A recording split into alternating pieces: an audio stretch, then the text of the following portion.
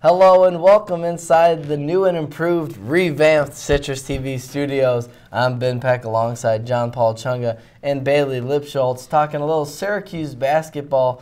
And guys, obviously the big story of the day on Saturday, a really disappointing loss. How does this team move forward?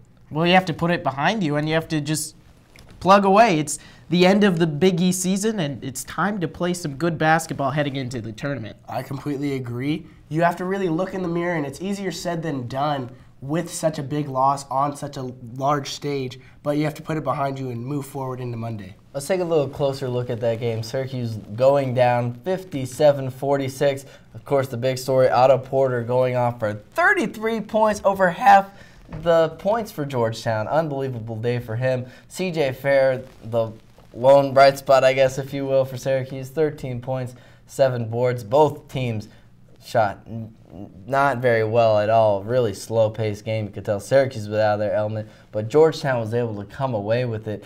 And going into this Marquette game, I know it's a different opponent and everything, but how do you get your mind right for this game just 2 days after what is probably the biggest game in a lot of these guys' careers just 2 days ago?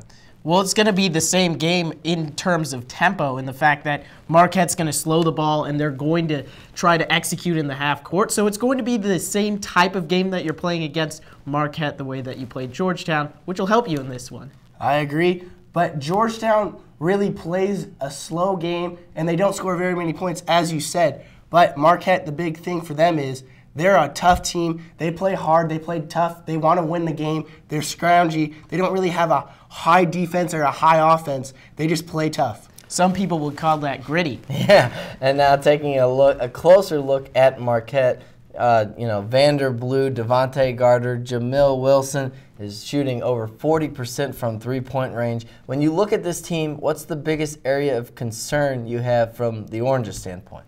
Three-point shooting, you just said it. Wilson's shooting lights out from three, and that's going to shoot over the zone. They could score a lot of points against Syracuse. Again, completely agreeing here. With the 2-3 zone, you have to pass the ball around the perimeter and hit jump shots, as Otto Porter did in this game.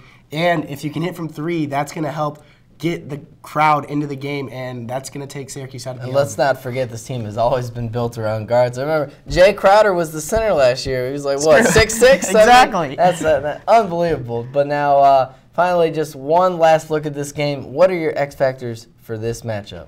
The X factor has to be the tempo. For Syracuse to have success, they have to run the ball and win in transition. Moving the ball through defensive rebounding and getting out into the front court really quickly is how they scored against Georgetown. They have to do it against Marquette and more efficiently than they did last time out. One thing that you can branch off the tempo is the Bradley Center. Marquette this season, 15-1 at home. Syracuse struggling lately on the road.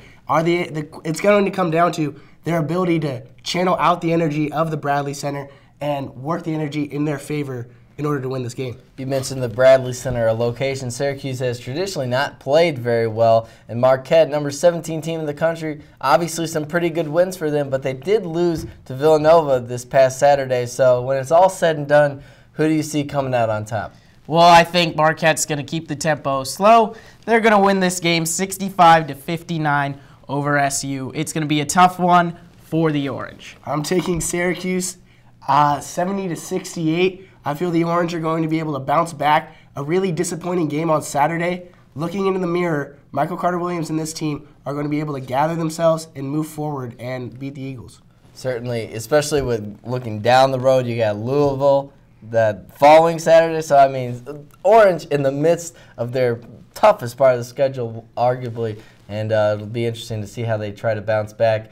That's all we got this time, but be sure to check out all our coverage of Citrus TV Sports on sportsblog.citrustv.net and follow us on Twitter at Citrus TV Sports for all the in-game updates.